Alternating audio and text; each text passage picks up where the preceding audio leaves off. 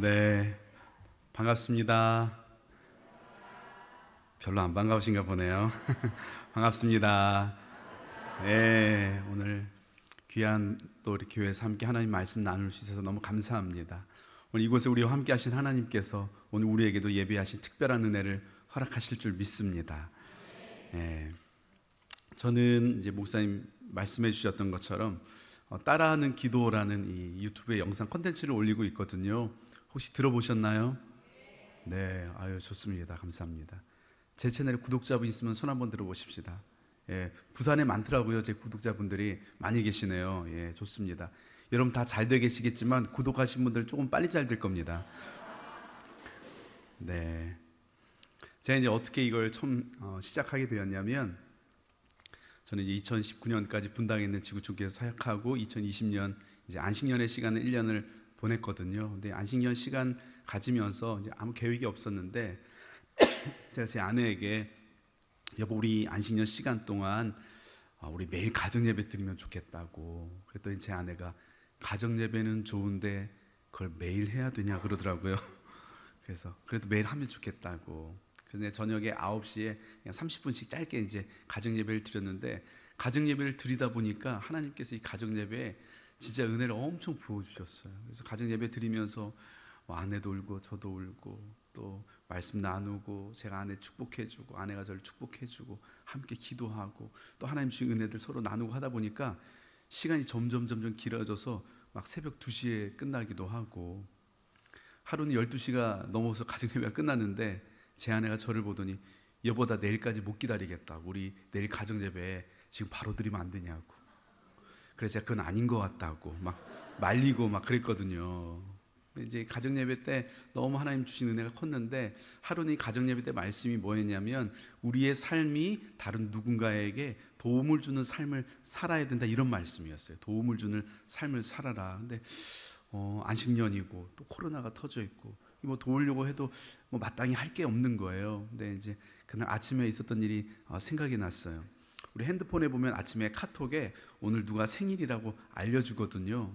아침에 한 형제 이렇게 생일이라고 떠가지고 어떻게 축하해 줄까 하다가 제가 기도문을 써서 이제 보내줬거든요. 생일 축하한다, 기도로 너를 축하해 주고 싶다 하면서 기도문을 쭉 써서 보냈는데, 이 형제가 이제 저에게 답장을 보내줬는데, 목사님 저 이런 생일 선물 처음이라고, 너무 위로가 되고 격려가 된다고, 너무 감사하다고 이렇게 그 형제가 답장을 보냈었거든요. 그래서 그 일이 생각이 나가지고 기도를 어려워하는 분들에게 좀 기도를 도와드릴 수 있으면 좋겠다 생각이 들어서, 저는 뭐 영상 만들고 이런 거 할 줄도 모르거든요. 그냥 핸드폰으로 기도 녹음해가지고 그냥 유튜브에 영상을 올렸어요. 그러니까 많은 사람들이 볼 걸 뭐 생각하고 계획해서 한 게 아니고 그냥 그날 그 가정 예배 주신 말씀에 순종하기 위해서 이제 시작한 건데, 생각지 못한 일이 일어났죠. 지금 제 채널의 구독자 수가 24만 명이 넘었어요. 별로 안 놀라시네요. 뭐 유튜브 하면 뭐 다 그 정도 하지 뭐 이런 표정이시네요. 예. 제 채널 지금 조회수가 5천만이 넘었거든요. 얼마나 해야 놀라시나요, 이분들은? 예. 근데 진짜 매달 100만 명의 성도들이 와가지고 지금 함께 기도하고 있거든요. 근데 제가 그걸 보면서 뭘 느꼈냐면, 우리 성도님들이 정말 기도에 목말라 있었고 기도를 원했는데 기도가 너무 어려웠구나, 이런 생각이 들더라고요. 뭐 여기 오늘 수요일에 오신 분들은 그래도 기도 또 이렇게 뜨겁게 열심히 하시는 분들이시죠. 근데 저는 이제 모태신앙이 아니었는데 교회에 처음 이제 와가지고 뭐가 제일 힘들었냐면 기도가 어렵더라고요. 찬양은 할만해요. 왜냐하면 교회 왔더니 교회는 찬송가 기본 4절 5절, 또 인도하신 분이 은혜 받으면 한 번 더, 그러면 막 이게 몇 번씩 부르니까 한 두세 번만 2절만 따라 불러도 3절부터는 이제 따라 부를만 해지더라고요. 그래서 찬양 시간은 뭐 그냥 이렇게 지나가면 되고, 설교하는 거야 이렇게 그냥 목사님이 얘기해 주는 거 잘 들으면 되니까 되는데, 이제 기도 시간이 어려웠어요. 또 저희 다녔던 교회는 기도합시다 그러면 1시간씩 기도하는 그런 교회였어요. 설명이 없어. 그냥 나라와 민족을 위해서 기도하겠습니다 하면 아무 설명 없이 1시간을 나라와 민족을 위해서 기도해야 되는데, 제가 아는 단어를 다 조합해도 5분 넘어가니까 할 말이 없는 거예요. 이제 어떻게 했냐면, 교회마다 이제 기도 뜨겁게 하시는 분 계시잖아요. 저희 교회도 한 분이 기도를 뜨겁게 하시길래 기도 시간에 제가 그분 뒤에 앉았어요.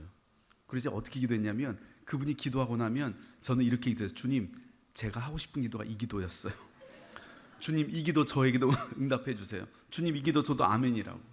그분이 기도하면서 전 뒤에서 그렇게만 기도했거든요. 주님, 저도 아멘이에요.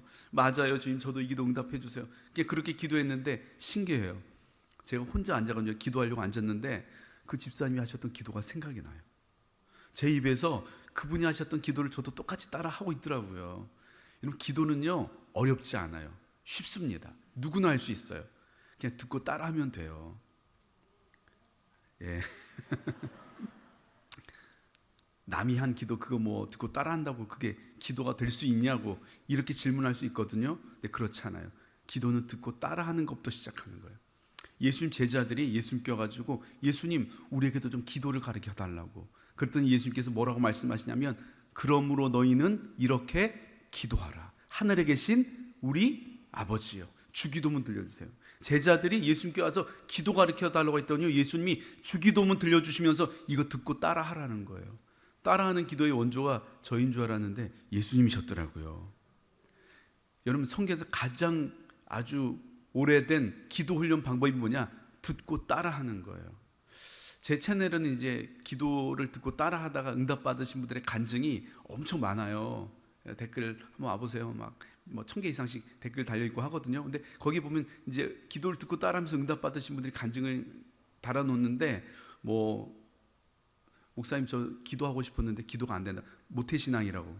아시지 않냐고. 모태신앙. 기도도 못하고 예배도 못하고 아무것도 못한다고. 자기도 그랬다는 거예요. 근데 어느 날 이제 기도를 하려고 하는데 유튜브에서 이 따라하는 기도를 이렇게 듣게 되었다는 거예요. 그래서 이 기도를 듣고 따라하는데, 목사님 요즘에 기도가 너무 재밌다고.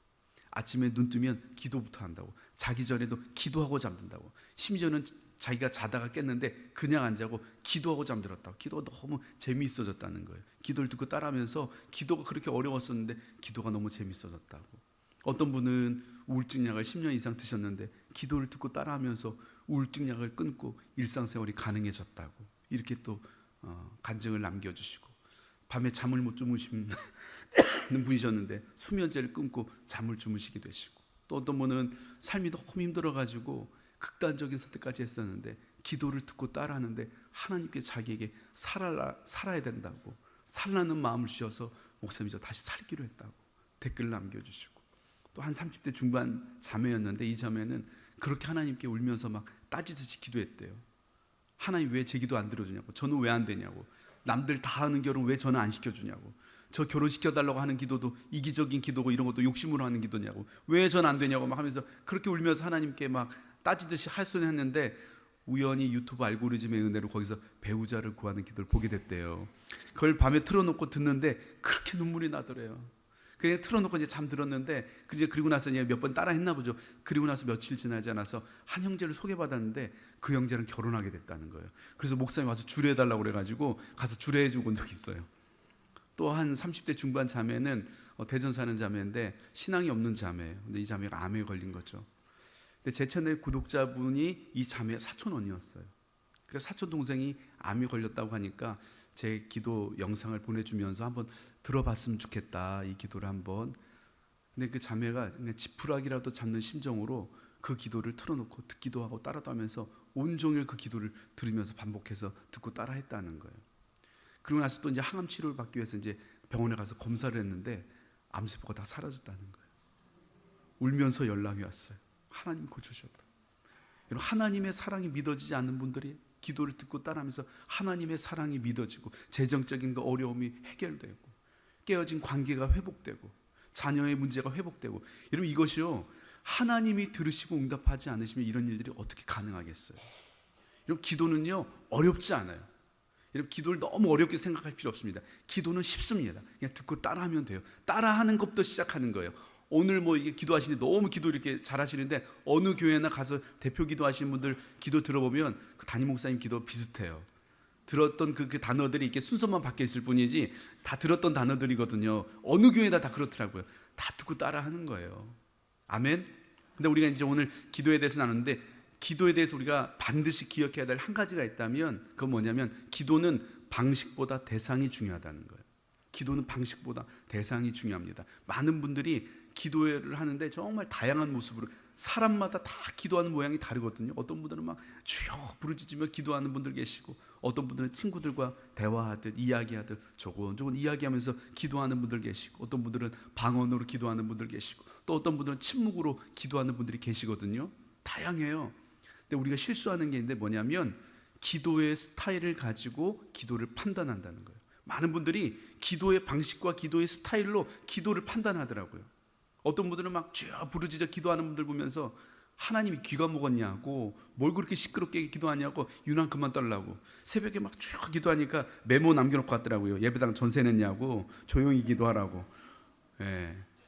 또 어떤 분들은 친구와 대화하듯 조곤조곤 이야기하시면서 기도하는 분들 보면서 그렇게 시그죽 같은 기도를 하나님께 들으시겠냐고, 그러면서 또 뭐라고 하시고, 또 방언으로 기도하는 분들 보면서 무슨 소리인지도 모르고 하는 기도가 그게 무슨 기도냐고, 그 기도 아니라고.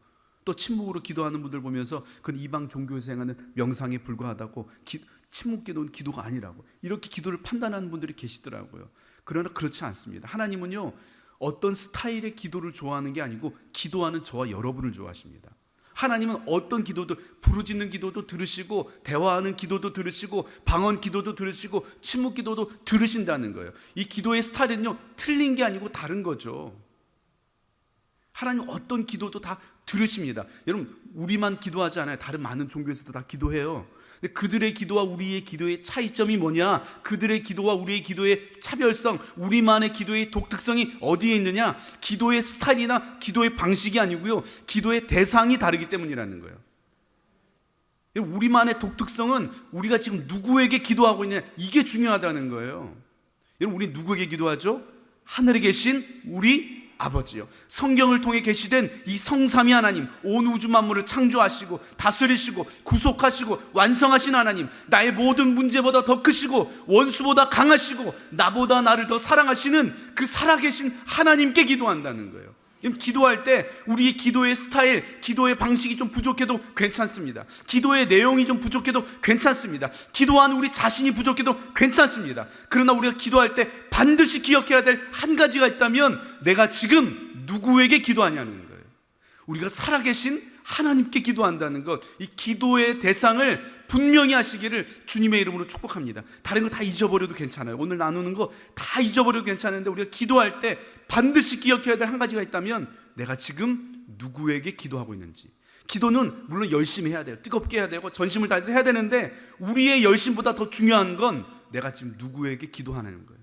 내 기도를 들으시는 분이 정말 내 기도에 응답하시는 살아계신 하나님이냐는 거죠. 여러분, 기도의 대상을 분명히 하시기 바랍니다. 아멘?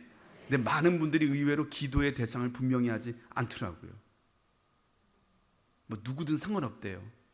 뭐 하나님이든 부처님이든 뭐 우주의 기운을 끌어온 건 뭐든 상관없어요. 응답만 되면 된다는 거예요.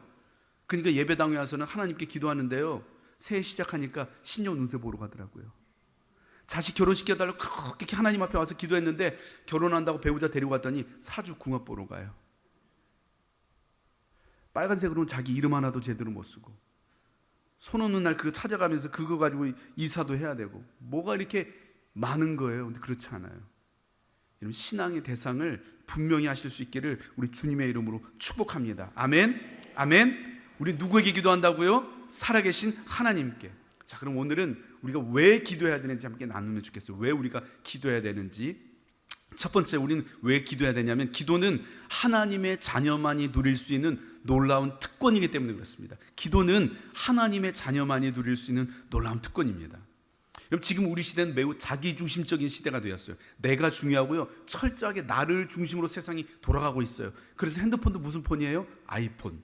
내가 중요하다는 거죠. 너무 억지가 안 나요? 하여튼 여러분, 세상이 나를 중심으로 돌아가고 있더라고요. 동의하시죠? 근데 그 말은 틀렸더라고요. 세상은요, 나를 중심으로 돌아가지 않습니다. 세상은 자녀를 중심으로 돌아가더라고요. 저희 집의 주인은 제가 아니고 제 아들이더라고요. 저희 집에 이제 제 아들의 온 책과 장난감으로 가득 차 있죠. 저는 이제 목회자다 보니까 책이 좀 많아요. 책이. 이사할 때마다 이제 제 아내가 막 엄청 뭐라고 해요. 여보, 책이 너무 많다고 좀 버리라고 막 엄청 뭐라고 하거든요. 그래도 제가 그 모든 환난과 핍박을 막 견뎌내면서 안 된다고, 여보, 절대 책은 버릴 수 없다고, 차라리 나를 갖다 버리라고, 책은 안 된다고 막 그러면서 제가 제 책을 소중히 지켰는데, 어느 날 정신 차려 보니까요, 제가 그렇게 소중히 여기던 제 책을 제가 제 손으로 직접 버리고 있더라고요. 제 아들이 가지고 놀 책과 장난감을 놓을 자리를 마련하기 위해서 그 책장에 있는 제 책을 제가 제 손으로 버리는 거예요. 제 아내는 이제 브랜드가 있는 옷을 사 입지 않아요. 주로 브랜드 없는 옷. 굉장히 검소한 자매거든요. 이렇게 서 있는 옷보다 누워 있는 옷, 그런 걸 주로 사 입고 굉장히 이제 검소한 자매인데, 그런 제 아내가요, 제 아들 위해서는요 돈을 거침없이 써요. 막 써요. 택배 아저씨가 매일 와요. 여러분, 저희 집에 제 아들의 책과 장난감으로 가득 차 있고, 제 아내가 막 제 아들 위해서 막 매일 그렇게 돈을 쓰는 걸 보면서 제가 불편해하고 싫어하고 막 짜증내고 그럴까요? 그렇다는 표정으로 쳐다보시네요. 그렇지 않죠. 여러분, 제 아들 위해서는요 할 수만 있다면 더 좋은 거 해주고 싶어요. 여러분, 저도 저를 중심으로 세상을 살고 싶은 이기적이고 욕심 많은 사람이거든요. 근데 저 같은 이기적인 사람도요, 제 아들 앞에서는 그 이기적인 생각이 작동이 되지 않아요. 그 이기적인 마음이 멈춰버립니다. 언제나 제 아들 앞에서는 저보다 제 아들이 우선입니다. 여러분, 세상은 나를 중심으로 돌아가지 않습니다. 세상은 자녀를 중심으로 돌아갑니다. 그런데 하나님은 오늘 저와 여러분을 구원하시는데 자신의 능력을 사용하지 않으셨어요. 자신의 지혜를 사용하지도 않으셨습니다. 천사들을 보내지도 않으셨어요. 오늘 하나님은 저와 여러분을 구원하시는데요, 자신의 외아들을 내어주셨어요. 제가 아들 낳고 보니까요, 이게 말이 안 돼요. 여러분, 어떻게 자식을 내줘요? 그럼 제 목숨을 내어주는 것도 쉽지 않지만 제 아들의 목숨을 내어주는 것은 불가능한 이야기죠. 이게 어떻게 말이 돼요? 말이 안 되죠. 근데 하나님께서는 오늘 저와 여러분을 위해서 자신의 외아들을 내어주시기로 결정하셨다는 거예요. 그리고 기독교가 뭐예요? 하나님의 아들이신 예수 그리스도를 내 인생의 구원자와 주님으로 영접함으로 말미암아 죄인 되었던 우리가 이제 하나님의 자녀가 되었다는 거예요. 이 말을 바꿔 말하면 하나님의 중심에 저와 여러분이 있다는 거예요. 우리가 하나님의 중심에 있다는 거예요. 하나님께서 이 큰 우주를요, 저와 여러분을 중심에 두고 이 큰 우주를 움직이고 계시다는 거예요. 저와 가장 가까운 사이는 이제 법적으로는 이제 저와 제 아내죠. 부부 사이가 법적으로 가장 가깝잖아요. 근데 실제로는 보니까 저와 제 아들이더라고요. 이제 제 아들은 어릴 때부터, 이제 아기 때부터 잠버릇이 뭐냐면 제 얼굴에 다리를 올려놓고 비비면서 잠을 들었어요. 그게 있어야 이제 잠이 드는. 그래서 이제 제 얼굴을 피하면 또 깨고 막 그래가지고 아기 때부터 이제 늘 얼굴에 다리를 올려놓고 잤었는데, 얘가 이제 좀 컸는데도 계속 올려놓는 거예요. 그래서 제 아들 이름이 산이거든요. 그래서 산이야, 너 왜 이렇게 아빠 얼굴에 다리를 올려놓고 자냐? 이제 좀 반드시 좀 자라. 아빠가 잠을 못 자겠다고 좀 반드시 좀 자라고 했더니, 네 아빠, 앞으로는 좀 반드시 잘게요. 이제 그렇게 얘기할 줄 알았는데 그냥 씩 한번 웃고 말더라고요. 그리고 그날 저녁이 됐는데 제가 아침에 무슨 말 했는지 다 까먹고 또 제 얼굴에 다리 올려놓고 자더라고요. 얘는 음식을 먹다가 맛이 없잖아요. 그럼 뱉어가지고 제 입에 넣어요. 아빠 먹으라고. 여러분, 제가 제 아내와 아무리 가까워도요, 제가 자면서 감히 제 아내 얼굴에 막 다리 올리고 자지는 않거든요. 이 재앙이 마저 그러다가 큰일 나죠. 제 아내가 음식을 먹다가 맛없다고 뱉어가지고 당신 먹으라 제 입에 넣지는 않아요. 근데 제 아들은 저에게 그렇게 하더라고요. 저와 가장 가까운 사이가 누구인지 보니까 저와 제 아들의 관계더라고요. 근데 오늘 하나님 우리에게 기도에 대해서 말씀하시는데 아빠와 아들의 관계로, 부모와 자녀와의 관계로 오늘 기도를 설명하고 계십니다. 오늘 함께 읽었던 말씀이죠. 마태복음 7장 9절에서 11절 말씀, 우리 한 목소리 한번 읽어보겠습니다. 시작.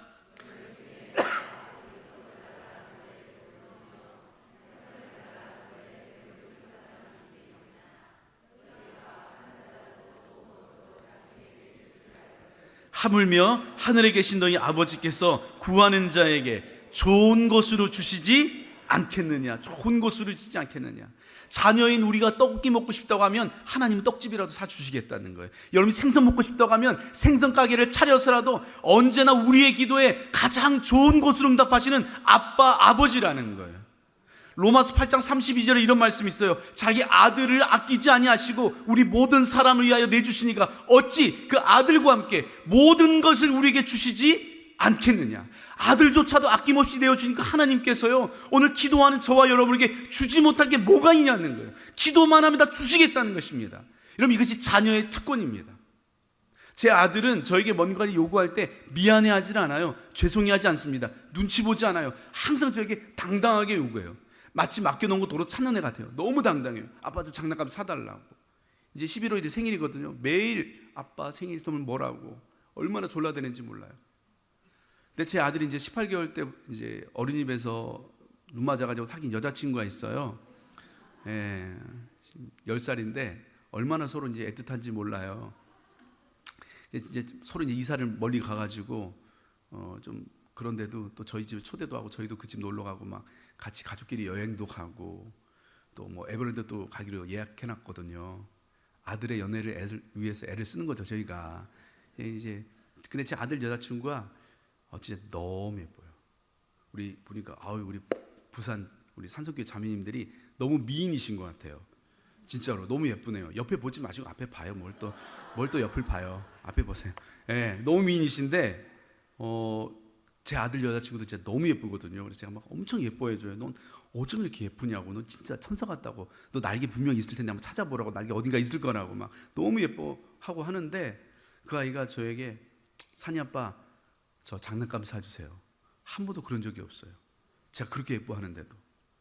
근데 제 아들은요, 제가 그동안 얘를 위해서 얼마나 많은 것을 해줬는지 다 잊어버리고 마치 오늘 저에게 처음 요구하는 것처럼 항상 저에게 당당하게 요구해요. 아빠 저 장난감 사주세요.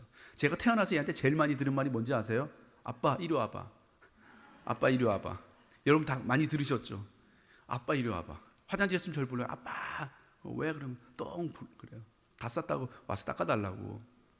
여러분 제가 우리 성도님들하고 아무리 가까워도요, 우리 성도님들이 목사님 똥 이런 분 안 계시거든요.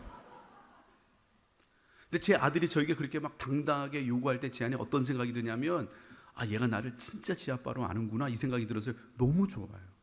여러분 누가 저에게 그렇게 당당하게 요구하겠어요? 누가 저보고 목사님 이리 와봐. 누가 저한테 그렇게 하겠어요? 근데 제 아들은 저에게 그렇게 하더라고요. 기도란 뭐냐? 하나님의 자녀만이 누릴 수 있는 놀라운 특권이라는 거예요. 여러분 아무나 기도한다고 하나님 듣지 않으세요. 당신의 자녀들의 기도 소리에 귀 기울이신 줄 믿으시기 바랍니다. 여러분 제 아들이요, 저희 옆집 가가지고 아저씨한테 아무리 따뜻하게 말하고 친절하게 말하고 뭐 좋게 말해도요, 논리적으로 말해도 옆집 가가지고서는요, 얘는 등록금 못 받아요. 얘가 등록금을 받으려면 저한테 와야 돼요. 아빠한테 와야 돼요. 얘가 말이 서툴고 설명을 잘 못해도 아빠한테 오면 등록금 받을 수 있는 거예요. 아멘이시죠? 기도는 자녀만이 누릴 수 있는 특권이라는 거예요. 여러분 예수님을 여러분의 인생의 구원자와 주님으로 영접하셨죠? 안 하신 분 계시네요. 영접 다 하신 거죠? 하나님이 진짜 여러분의 아빠라는 거 믿으세요? 근데 왜 기도할 때 하나님 눈치 보세요? 왜 눈치 보면서 왜 옆집 아저씨한테 기도하듯 그렇게 기도하냐고요? 제 아들은 굉장히 내향적인 아이예요. 놀이터 가가지고 한 번도 안녕 난 산이야, 넌 이름이 뭐니? 이런 얘기를 해본 적이 없어요. 친구들이 놀자고 하기 전까지는 절대 먼저 가서 이런 거 없어요. 친구랑 같이 놀았는데도 놀고 오길래 저 친구 이름 뭐니? 그걸 모른대요. 몇 살이니 모른대요. 못 물어봐요. 굉장히 내향적인. 누구 친구 집에 우리 집에 누구 손님 놀러 오면 처음엔 낯가림 지나가지고 이렇게 뭐 마음을 못 열어. 그러다가 한 2시간쯤 지나고 이제 집에 갈 때쯤 되면 그때 마음 열어가지고 이제 헤어질 때 울면서 헤어지는 약간 그런 스타일이에요. 굉장히 내향적이고. 근데 그런 제 아들이요, 제 앞에서는요 못하는 짓이 없고 못하는 말이 없고 못하는 소리가 없어요. 제 앞에서는 무슨 얘기든지 다 해요. 다른 사람에게는 창피해서 얘기 못하는 걸 제 앞에서는 다 하더라고요. 아빠 앞에서는요 자기 성격, 성품 이런 게 아무 소용이 없더라고요. 이게 자녀거든요. 여러분 이 자녀의 특권 누리고 계세요? 혹시 오늘 기도하는데 옆집 아저씨 대하듯 눈치 봐가면서 적당히 계산하고 생각하면서 그렇게 혹시 기도하고 계시지 않나요? 왜 우리가 기도해야 되느냐? 기도는 하나님의 자녀만이 누릴 수 있는 놀라운 특권이기 때문에 그렇습니다. 두 번째, 우리 왜 기도해야 되냐면 우리는 하나님의 도움이 필요하기 때문에 기도해야 됩니다. 우리는 하나님의 도움이 필요하기 때문에 기도해야 되죠. 이제 제 고향 어디일 것 같냐고 물어보면 주로 이제 서울 사람 아니냐고 해요. 서울 사람 같나요? 말하는 게 또 좀 서울 사람 같죠? 아닌 걸로 하겠습니다. 부산에서는 안 통하네요. 예. 한 번은 초등학생 집회 가가지고 제 고향 어딜 갔나요? 물어봤더니 몽골 아니냐고 하더라고요. 그날 그 초등학생하고 이제 맞짱 한번 뜨려다가 제가 겨우 참았는데 제 고향 몽골이 아니고 지리산이에요. 그치? 몽골이나 지리산이야 이런 표정 있는 분들 계세요 지금. 예. 제가 살았던 마을에는 교회도 없었고 교회 다니는 사람도 없었어요. 저는 장씨인데 저희 마을은 다 장씨들만 사는 그런 한 할아버지의 자손들이 모여 사는 그런 마을이었어요. 마을의 교회 대신 마을 제일 높은 곳에 커다란 제각이 있었는데 거기서 마을 사람들이 다 함께 모여서 매년 제사를 지냈었어요. 저도 이제 그렇게 제사 지내며 살았던 그곳에서 목사님은 안 계셨는데 굿하시는 할머니 계셨어요. 매년 새해가 되고 정월 보름이 되면 온 마을 사람들이 마을 앞에 모여가지고 함께 구슬하면서 그런 이제 철저한 유교와 샤머니즘이 아주 가득했던 그런 마을이었는데 제가 이제 부모님 몰래 이제 교회를 처음 나가게 된 거예요. 그리고 고등학교 2학년 때 예수님을 만나는데 예수님이 너무 좋은 거예요. 기도하고 예배 드리는데 예수님 너무 좋은 거예요. 그래서 하루는 이제 기도하다가 무슨 생각이 들었냐면 야, 어떻게 하면 예수님하고 더 오래 같이 있을 수 있을까? 이 생각이 들었는데 보니까 저희는 교회를 왔는데 목사님 교회 아예 사시더라고요.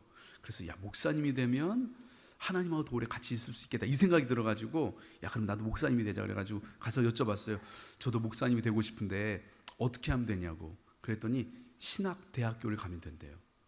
저는 그날 처음 알았어요. 목사님이 대학교 가서 되는 건지. 저는 어디냐 기도원 같은 데 가가지고 한 40일 금식 기도하고 하면 그냥 목사님 시켜준 줄 알았는데 이게 생각보다 오래 걸리더라고요. 대학교를 가야 되고 뭐 이게 뭐 설명을 듣는데 그래서 아 그렇구나 대학을 가야 되는구나 그래서 이제 공부를 했는데 한 번은 학교에서 이제 모의고사를 보는데 원하는 대학을 지원해 보라고 하더라고요. 전국 모의고사 하면서. 그래서 제가 신학대학교 세 곳을 썼어요. 1지망, 2지망, 3지망 해서 신학교를 이제 세 곳을 썼는데 보통은 저희 때는 이제 선생님이 성적표를 저에게 직접 나눠주면서 아시겠지만 저희는 구타 자율화가 있었잖아요. 그래서 성적 나눠줄 때 항상 몇 점 밑으로 이제 맞아가면서 이제 그렇게 성적을 받았었는데 선생님이 성적표를 안 나눠주는 거예요.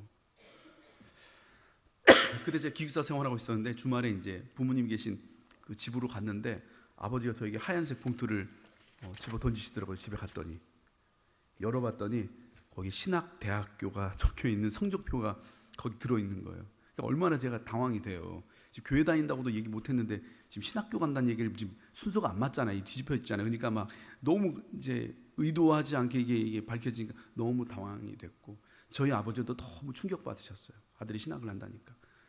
공감을 잘 못하시는 것 같은데 장로님 아들이 스님 되겠다고 하는 그런 충격이에요. 엄청 충격적인 일이에요. 지금 공감을 못하시네. 저희 아버지 막 너무 이제 충격 받으셨어요. 그래서 어떻게 된 거냐고. 그래가지고 이제 아버지 제가 이제 교회를 다니고 있고 제가 목사님이 되고 싶다고. 그랬더니 저희 아버님께서 네가 신학을 하면 나는 단 한 푼도 너 지원해 줄 수 없다고. 일주일 시간 줄 테니까 다시 생각하라고. 그러고 나서 그날 온 마을 사람들이 다 왔는지 모르겠지만 제 느낌에 온 마을 사람이 다 온 것 같아요. 와가지고 막 왜 그러냐고 정신 차리라고 어디 할 게 없어서 그런 걸 하려고 하냐 막 멀쩡한 애 다 버렸다고. 분위기가 약간 지금 공감을 못 하시는데 여러분 자녀가 신천지에 빠졌다 이런 생각 해보세요. 저희 마을에서 그런 분위기예요. 저 혼자 이제 약간 신천지 빠진 그런 분위기예요. 그러니까 막 마을 사람들 와가지고 막 정신 차리라고 막 뭐라고 하는 거예요. 또 이제 학교 기숙사 갔다가 그 다음 주가 돼서 이제 또 부모님 댁에 왔는데 이제 아버님이 이미 이제 술이 한 잔 돼 계시더라고요. 뭐 제정신이 아니었겠죠. 여러분 자녀가 신천지에 빠졌는데 제정신이겠어요? 저희 아버지도 이제 애가 이제 그런다고 하니까 이제 제정신이 아니어가지고 한 주 내내 이제 술로 보내신 거죠. 어떻게 할 거냐고. 그래서 아빠 저 그래도 목사님 되고 싶다고. 제가 좀 늦둥이 막내거든요. 그래서 저희 아버님 되게 예뻐해 주셨어요. 저희 누님하고 형님은 좀 너무 저희 아버님이 어릴 때 애를 놓으셔가지고 막 개 키우듯이 막 키우셨어요. 그냥 막 키우셨고 저는 이제 늦둥이로 이제 저희 아버지 철 들고 나가지고 이제 애 키우듯이 막 예뻐하면서 저를 좀 키웠거든요. 되게 이제 사랑 많이 받고 컸는데 그날 태어나 처음으로 주먹으로 한 대 맞았어요. 한 대 맞고 제가 이제 그 자리에서 기절했죠. 저희 아버님 이제 권투하셨던 분이셔가지고 이제 막 조폭도 막 한 방에 때려내던 그런 분이셨어가지고 이제 한 대 맞고 기절하고 정신 차려 보니까 온 집이 다 엉망이 됐더라고요. 당장 나가라고 하더라고요. 그때 또 제가 한참 은혜 받을 때라 순종을 잘해서 집에서 나왔어요. 더 있으면 죽겠다 이 생각이 들어가지고 이제 집에서 이제 나왔어요. 고등학교 2학년이 뭐 집 나와가지고 할 수 있는 게 뭐가 있겠어요? 도와달라고 뭐 기도하는 거죠. 학교 기숙사비를 못 내가지고 기숙사에서 쫓겨났어요. 갈 곳이 없어가지고 이제 친구 독서실에 갔는데 거기서 또 들켜가지고 쫓겨나고 갈 곳이 없더라고요. 그래서 그때 다녔던 교회 그 지하실의 예배당이 새벽 예배 드리는 곳이었는데 거기는 이렇게 마루로 돼 있어서 신발 벗고 들어가는 그런 예배당이어가지고 이제 그 지하 예배당 가가지고 방석 깔아놓고 거기서 자고 집사님들 새벽 예배 한다고 오시면 그때 일어나서 같이 새벽 예배 드리고 이제 그렇게 하는데 저희 교회에서 한 40분 정도 30-40분 떨어진 그 산속에 기도원이 있었거든요. 이제 그 기도원에서 제 얘기를 듣고서는 기도원에 방을 하나 줄 테니까 여기서 그럼 지내라고 그래서 이제 고등학교를 기도원에서 다녔어요. 예, 매일 새벽 예배 드리고 하면서 이제 막 학교를 다녔죠. 수능을 딱 보고 신학교를 딱 지원했는데 기도원에 있는데 합격했다는 통지서가 날라왔어요. 합격했다고. 너무 기쁘더라고요. 근데 거기 이제 등록금이 같이 이제 고지서가 날라왔는데 고등학교 막 졸업한 애가 그 큰 돈을 뭐 어떻게 마련하겠어요. 그래서 제가 그 합격 통지서를 들고 예배당으로 달려가서 하나님께 보여드렸어요. 하나님께서 합격했다고. 내 뒷장도 좀 보시라고. 저 어떻게 하면 되냐고. 하나님 도와달라고 막 기도하는 거죠. 저는 이제 하나님이 진짜 천사들을 통해서라도 금방 등록시켜 주실 줄 알았어요. 근데 여러분 뭐 우리끼리 얘기지만 솔직하게 주님이랑 우리랑 좀 안 맞는 데가 있어요. 이 양반이 너무 여유 있어요. 저는 너무 급한데. 저는 이제 막 기도하면 빨리 이제 응답 받아가지고 주님 재정 채워주셔서 신학교 딱 등록해야 이제 아주 기뻐하는데 이게 등록을 못하면 자동 취소가 되거든요. 그 다음 친구한테 넘어가니까 이제 저는 이제 계속 불안한 거죠. 주님 채워달라고. 어떻게 하면 되냐고. 하나님 도와달라고 막 진짜 기도했어요. 이제 오늘까지 그 등록 안 하면 입학이 자동 취소되는 거예요. 그때 이제 4시 반에 은행문을 닫았는데 그 4시 반 은행문 닫으면 끝인 거예요. 아침부터 은행 가가지고 이제 통장을 넣었다 뺐다가 기도하고 넣었다 뺐다가 기도. 아무리 해도 이게 잔고가 안 채워지는 거예요. 나중에 막 화가 나는 거예요. 하나님 나한테 왜 이러시나. 시킬 거 고생 다 시켜놓고 아예 처음부터 넌 아니야 라고 얘기했으면 고생이라도 안 할 텐데 신학교 합격까지 다 시켜놓고 등록금 가지고 나보고 어떻게 하라고 막 하는데 마지막 이제 30분밖에 안 남았는데도 통장에 돈이 안 채워져서 이제 등록을 못 하게 된 거예요. 근데 마지막 은행문 닫기 전에 하나님께서 진짜 천사들 통해서 딱 등록할 수 있는 만큼 채워주셔가지고 이제 신학교 합격을 하게 됐어요. 등록을 하게 됐어요. 그래서 이제 신학교 다니는데 신학교 3학년 때까지 이제 집에 못 갔어요. 뭐 아버지 워낙 엄하시고 무섭고 또 한번 전화해 저희는 이제 그 당시에는 뭐 핸드폰 이런 게 없으니까 집으로 전화해야 되는데 집으로 전화했더니 저희 아버지가 받으시더니 네가 전화 왜 하냐고 그냥 끊어버리시더라고요. 무서워서 이제 못 가고 이제 혼자 이제 신학교를 다녔으니까 뭐 경제적으로 어려웠겠죠. 그래서 아르바이트 진짜 많이 했어요. 뭐 야간 경비하는 아르바이트도 하고 택배 분류하는 요즘은 기계가지만 그때는 사람이 다 있거든. 택배 분류하는 막 아르바이트 하고 또 방학 때는 이제 노가다도 일당 세니까 막 노가다 하다가 허리 디스크 터져가지고 병원 실려가고 막 이제 막 그랬죠. 막 그렇게 이제 아르바이트 하면서 등록금이 마련되면 학교 다니고 또 안 되면 휴학하고 또 등록금 마련하고 막. 근데 등록금은 마련해도 이제 생활비까지 마련하기 쉽지 않잖아요. 그래서 학교 등록해놓고 저희 학교 기숙사에 부탁을 했어요. 저 등록은 했는데 기숙사 낼 돈 없다고. 근데 저 좀 재워달라고. 그래가지고 4명 쓰는 기숙사였는데 거기에 5명 꼽사리 껴가지고 거기서 이제 또 한 학기 지내고 자취하는 친구 있길래 나 좀 한 학기 재워줘라 그래서 자취방에서 또 한 학기 보내고 또 한 전도사님 이제 결혼한다고 하시더라고요. 그래서 막 제가 너무 축하드린다고. 근데 혹시 결혼하면 방을 얻지 않냐고 그랬더니 반지하 방 2칸짜리 얻는데요. 저 좀 재워달라고. 신혼집에서 셋이 같이 살았어요. 그래서 또 한 전도사님에게 며칠만 재워달라고 그래서 들어갔다가 거기서 몇 년 있다 나오고 막 이렇게 하면서 이제 신학교를 다닌 거죠. 그러니까 재정적으로 여유가 없으니까 매일 몇 끼니 밥을 다 사 먹을 수도 없고 아침은 학교 식당밥 1,200원짜리 그거 먹고 점심은 700원짜리 라면 먹고 저녁은 굶고 뭐 이렇게 하면서 이제 학교 다니고 뭐 옷 사입을 돈이 어디 있어요. 뭐 어떤 뭐 그냥 똑같은 거 입고 누가 주는 옷 입고 뭐 그렇게 이제 지내면서 이제 지냈는데 등록금이 없고 옷 사입을 돈이 없고 뭐 책 사볼 돈이 없고 그런 건 힘들어도 참을만 해요. 근데 뭐가 제일 힘들었냐면 엄마 보고 싶은 게 제일 힘들었어요. 엄마 보고 싶어가지고 진짜 많이 울었던 것 같아요. 기도하면서 진짜 솔직하게 얘기하면 그냥 예수님 때문에 한 절반 울었고 그냥 엄마 보고 싶어서 절반 울었거든요. 근데 옆에서 항상 넌 어떻게 기도할 때마다 그렇게 울면서 기도하냐고, 넌 진짜 은혜가 많은 것 같다고 막 하는데 거기다가 뭐 엄마 보고 싶다 어떻게 얘기해요? 그러니까 그러냐고 그냥 그러고 말았거든요. 내가 막 이제 엄마 보고 싶어서 많이 울었어요. 또 저희 어머니 이제 그 시골 할머니들 그 뽀글이 파마 한 번 하면 6개월 이상 가는 그런 거 있죠.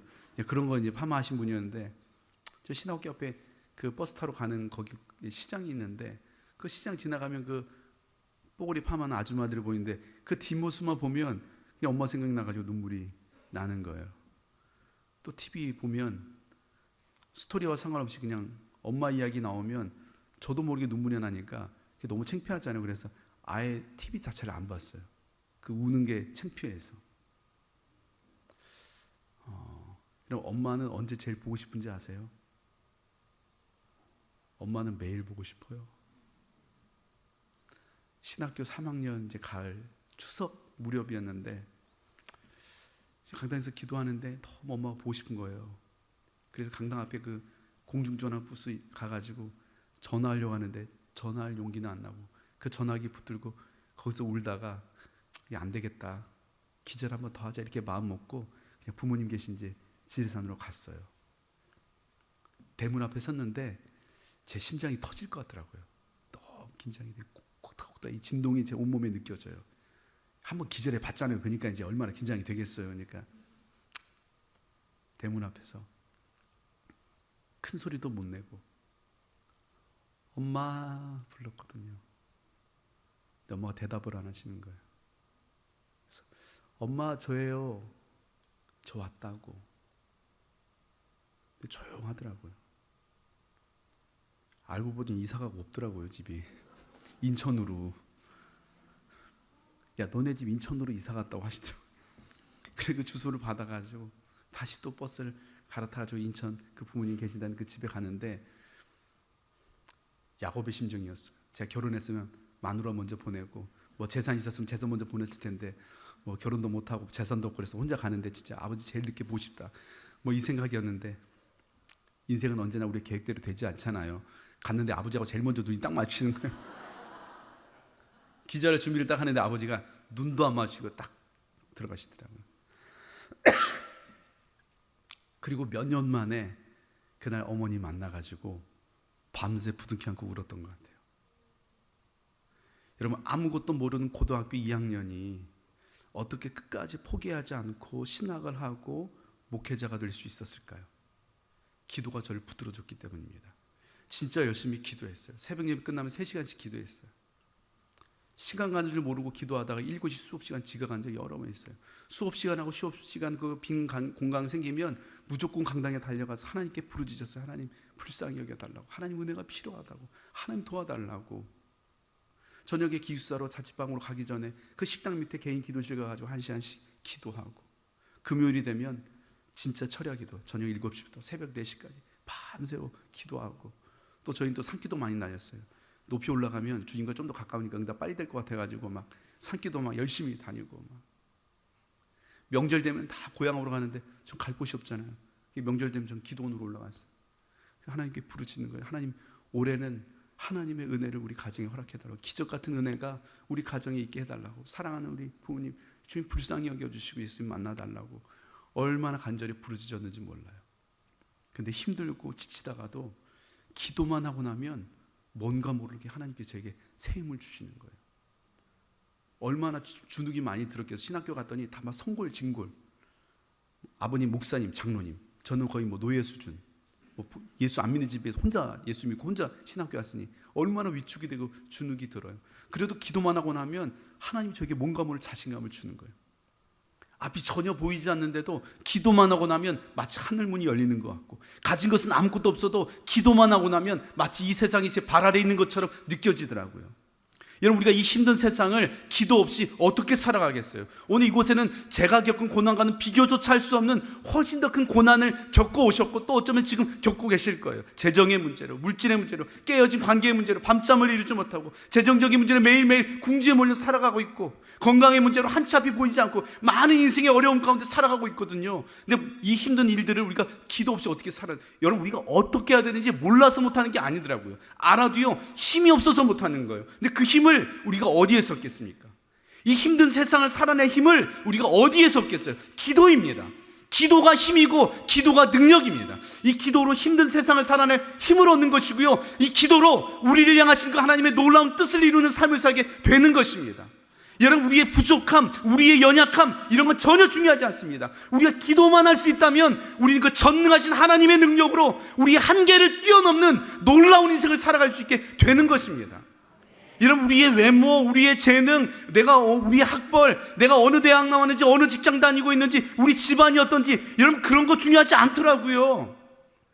그런 것 붙들고 불안해하고 두려워하면서 근심하고 전전긍긍하면서 사는 게 아니고요, 하나님의 사람들은 전능하신 하나님을 나의 도움으로 삼고 그 하나님을 힘입어서 살아가는 것입니다. 여러분, 우리가 예수를 믿는다고 하면서도 왜 우리의 삶에 이렇게 무기력하고 생명력이 없고 우리의 삶에 변화가 없느냐? 기도가 무너졌기 때문에, 기도의 자리가 무너졌기 때문에, 기도의 불이 꺼져버렸기 때문입니다. 여러분, 예수님은요, 그 삶을 보면 기도로 시작해서 기도로 끝났어요. 공생의 사역을 시작하시기 전에 40일 금식하며 기도하셨습니다. 새벽을 깨우며 기도하셨습니다. 습관을 따라 기도하셨대요. 시간을 정해놓고 기도하셨다는 거예요. 제자들 세우기 전날 밤에는 사람들 불러놓고 이력서 지적거리면서 누가 더 괜찮은 사람인지 밤새 회의하면서 그렇게 결정하지 않으시고요, 밤새 철회하며 기도하셨습니다. 이렇게 기도하라고 기도를 직접 가르쳐 주셨고, 기도 외에는 이런 능력이 나타날 수 없다고 기도의 능력을 직접 보여주셨습니다. 십자가를 지기 전날 밤 가장 고통스러운 시간에 사람들 찾아다니면서 자신의 신세를 한탄하면서 하소연하지 않고요, 밤새 땀방울이 핏방울이 될 정도로 간절하게 부르짖어 기도했습니다. 십자가를 지는 그 순간에도 기도하며 십자가를 지셨어요. 여러분, 예수님에게도 이렇게 기도가 필요했다면 오늘 저와 여러분에게는 얼마나 더 기도가 필요하겠냐고요. 우리 신앙의 선배들은요, 언제 어디서 무슨 일이든지 먼저 하나님 앞에 엎드려 기도하며 부르짖었습니다. 예배당에서도 기도했지만 집에서도 기도했어요. 산 위에서도 기도하고, 바닷가에서도 기도하고, 지붕 위에서도 기도하고, 구덩이에 빠져서도 기도하고, 사막에서도, 감옥에서도, 심지어 물고기 뱃속에서도 어떤 상황에 어떤 어려움이, 어떤 고난이 찾아올지라도 먼저 하나님 앞에 엎드려 기도했다는 거예요. 근데 우리는 왜 이렇게 기도하지 않게 되었을까요? 왜 우리는 그 기도의 뜨거운 열기를 잃어버렸을까요? 바빠서가 아니에요. 시간이 없어서가 아닙니다.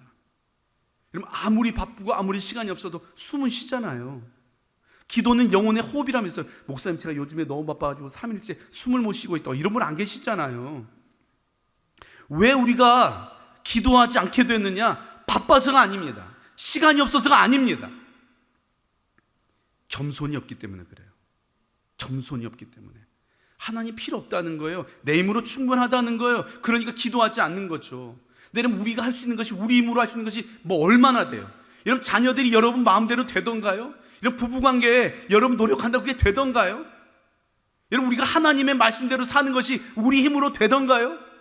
우리가 하나님의 도움 없이 우리가 어떻게 살아갈 수 있겠어요? 왜 우리가 기도해야 되냐면 우리는 하나님의 도움이 필요하기 때문입니다. 늘 불안해하고 두려워해서 밤잠을 이루지 못하고 있잖아요. 염려하고 근심 때문에 마음이 눌려 있잖아요. 여러분, 그것은 하나님께서 오늘 우리를 기도의 자리로 부르시는 하나님의 초청장이에요. 두려운 일이 있으세요? 밤잠을 못 이루지? 가슴이 뛰세요? 불안하세요? 여러분, 기도하세요. 하나님이 우리의 도움이 되어 주시겠다고. 야곱의 하나님을 자기의 도움으로 삼는 자는 복이 있도다. 여러분, 야곱의 하나님을 여러분의 도움으로 삼고 기도하기 시작할 때 하나님께서 여러분의 도움이 되어 주시고 여러분이 복되게 하시겠다는 거예요. 하나님이요, 나는 요셉의 하나님이야, 나는 다니엘의 하나님이야, 이렇게 말씀하지 않더라고요. 나는 이기적이고 욕심 많고 자기만 알고 늘 누군가의 발꿈치나 잡고 그렇게 살았던 그 별 볼 일 없는, 누구도 알아주지 않는, 이름 없는 그 야곱의 하나님이라고. 자신을 야곱의 하나님인 걸 부끄러워하지 않으시고 오히려 자신을 나는 야곱의 하나님이라고 그렇게 당당하게 말씀하시는 그 하나님이라면 오늘 저와 여러분도 그 하나님께 한번 기도해 볼 수 있지 않겠어요? 그 하나님이라면 나 같은 사람도, 나같이 평범한 사람도, 아무도 알아주지 않고 너무나 평범하고 부족한 나 같은 사람도 그런 하나님이라면 받아주시지 않겠어요? 우리의 기도를 들으시지 않겠어요? 왜 우리가 기도해야 되느냐? 우리는 하나님의 도움이 필요하기 때문에. 오늘 우리 중에 한 번도 기도하지 않은 분이 어디 있어요? 다 기도했었죠. 인생에 정말 하나님 앞에 뜨겁게 기도했었거든요. 근데 어느 순간 그 기도가 멈춰버렸어요. 기도를 하긴 하는데 그냥 형식적으로만 기도하고 기도의 흉내는 냈는데 기도의 진심이 사라져버렸어요. 여러분 아시잖아요. 여러분 인생에 정말 하나님 앞에 뜨겁게 기도하며 기도에 여러분의 인생의 모든 걸 걸고 하나님 앞에 부르짖어 엎드렸던 그 시절이 있잖아요. 그것이 여러분 추억이 되면 안 돼요. 오늘이 돼야 돼요. 오늘이 바로 내 인생에 가장 뜨겁게 하나님께 나아가고 하나님께 부르짖고 하나님께 기도하는 그날이 바로 오늘이 되시기를 우리 주님의 이름으로 축원합니다.